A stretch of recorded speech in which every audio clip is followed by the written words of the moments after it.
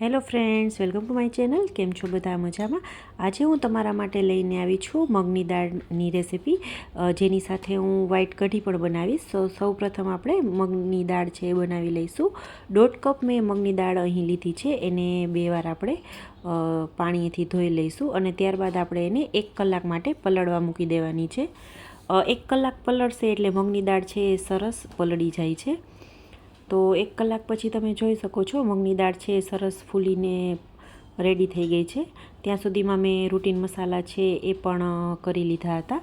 1 નંગ ટમેટું લીધું છે, 1 નંગ મરચું લીધું છે, થોડા મીઠા લીમડાના પાન લીધા છે, 6 થી 7 લસણની કળી છે એને સમારી લીધી છે. સૂકા મસાલામાં રાઈ લેવાની છે, તમાલપત્ર, 1 નંગ સૂકું મરચું અને તજનો ટુકડો લેવાનો છે. તજનો ટુકડો મગની દાળ બનાવો ત્યારે ખાસ લેવાનો, એનો ટેસ્ટ છે એ બહુ સરસ આવે છે. હવે એક પેનમાં આપણે 4 ટેબલ સ્પૂન જેટલું તેલ લઈશું. તેલ ગરમ થાય એટલે આપણે બાકીના જે સૂકા મસાલા લીધા છે એ એડ કરી દેવાના છે. બધા એકી સાથે જ આપણે એને એડ કરી દઈશું. રાઈ તતડી જાય એટલે આપણે એમાં 1 ટીસ્પૂન જેટલી હિંગ એડ કરીશું. ત્યારબાદ એમાં લસણની કળી, મરચાં અને લીમડો છે એને થોડા સાંતળી લઈશું. એ સંતળાઈ જશે ત્યારબાદ આપણે એમાં ટમેટાં એડ કરવાના છે. લસણની કળીનો ટેસ્ટ છે એ થોડો કાચો ન રહે એટલા માટે એને થોડીવાર સાંતળી લેવાના. હવે આપણે એમાં ટામેટાં એડ કરી દઈશું અને ટામેટાને પણ આપણે સાંતળી અને એને થોડી વાર આપણે ચડવા દેવાના છે. કેમ કે મગની દાળ છે આપણે પલાળી છે તો એને ચડતા બહુ વાર નહીં લાગે, એટલે આપણે ટામેટાં છે એ થોડા આપણે કૂક કરી લઈશું, જેથી મગની દાળની સાથે ટમેટાં છે એકદમ ગળી જશે. તો થોડી વાર માટે એને કૂક કરી લેવાના અને સતત એને ચલાવતા રહેવાનું, જેથી નીચે દાજી ના જાય. હવે આપણે એમાં રૂટીન મસાલા કરી લઈશું. 1 ટીસ્પૂન જેટલી હળદર એડ કરવાની છે, 1 ટીસ્પૂન જેટલું મરચું પાવડર એડ કરવાનું છે. અત્યારે મેં મરચું પાવડર ઓછા પ્રમાણમાં લીધો છે, કેમ કે આપણે સૂકું મરચું અને લીલું મરચું બંને એડ કર્યું છે, માટે ટેસ્ટ પ્રમાણે મીઠું એડ કરી દેવાનું છે. અને અડધી ટેબલ સ્પૂન જેટલું ધાણા જીરું પાવડર એડ કરી અને મસાલાને આપણે સાંતળી લઈશું. હવે મસાલા સંતળાઈ જાય એટલે આપણે એમાં દાળ એડ કરી દઈશું. દાળમાં જે એક્સ્ટ્રા પાણી હતું એ આપણે કાઢી લીધું છે. થોડું ઘણું પાણી રહે તો વાંધો નહીં, કેમ કે આપણે દાળ ચડાવવા માટે થોડું પાણી અંદર એડ કરવાનું જ છે. તો સારી રીતે મિક્સ કરી દઈશું દાળને અને ત્યારબાદ એમાં આપણે અડધો ગ્લાસ જેટલું પાણી એડ કરવાનું છે. અડધો ગ્લાસ પાણી એડ કરવાનું. જો જરૂર લાગે તો તમારે વધારે એડ કરવાનું, પણ અડધા ગ્લાસ પાણીમાં મગની દાળ છે પલાળેલી હોવાથી સરસ ચડી જાય છે.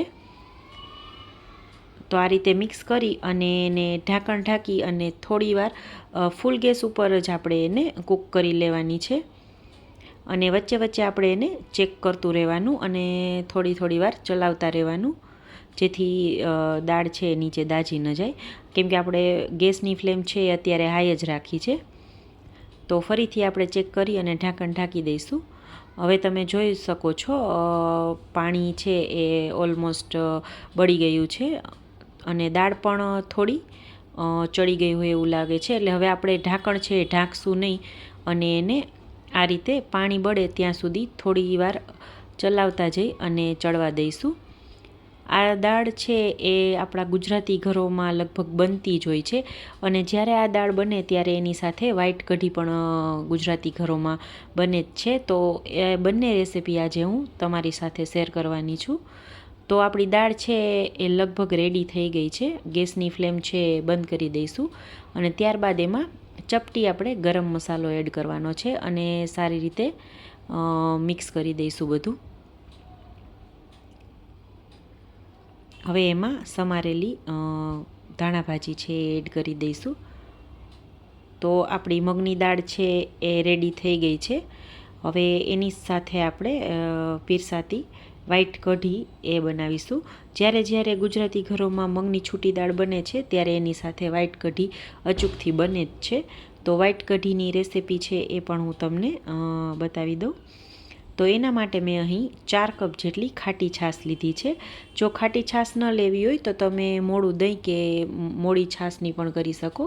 ત્યારબાદ 1 નંગ લીલું મરચું લીધું છે, 1 ટુકડો આદુનો ખમણી લીધો છે અને થોડા મીઠા લીમડાના પાન લીધા છે. અડધી ટેબલ સ્પૂન જેટલી મેથી લેવાની છે. રાઈ જીરું લેવાના છે 1 ટીસ્પૂન જેટલા. તમાલપત્ર, તજનો ટુકડો, 1 નંગ લીલું મરચું અને થોડા લવિંગ લીધા છે. અને અહીં 4 કપ મેં છાશ લીધી છે, એની સામે 3 ચમચી જેટલો ચણાનો લોટ આપણે એડ કરવાનો છે. જો તમે આ મેઝરમેન્ટથી બનાવશો તો તમારી કઢી છે એ બહુ સરસ અને પરફેક્ટ બનશે. હવે એમાં ગાંઠા ન રહે એટલા માટે આપણે ઇન્સ્ટન્ટ જ બ્લેન્ડર ફેરવી દઈશું.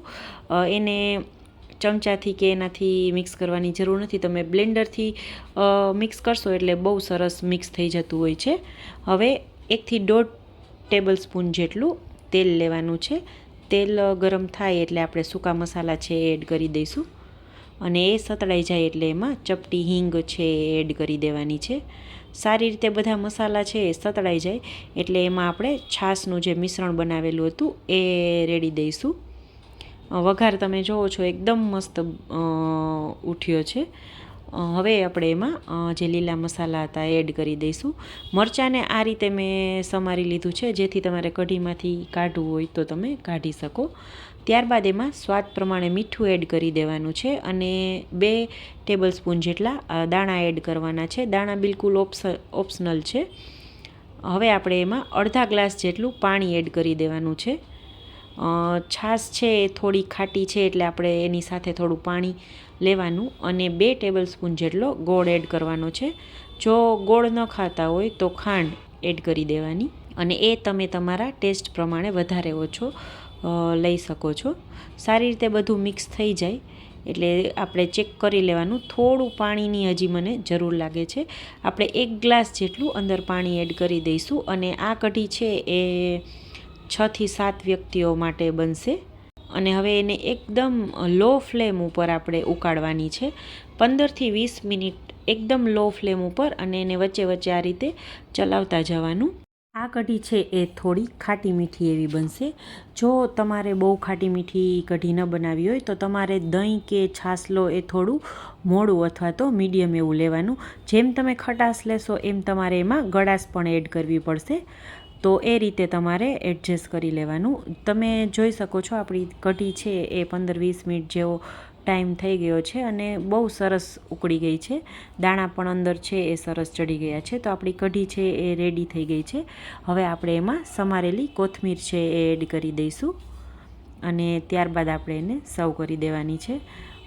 ફ્રેશ કોથમીરના પાંદડા આપણે અંદર એડ કરશું તો એનો ટેસ્ટ કઢીનો છે એ બહુ સરસ વધી જશે.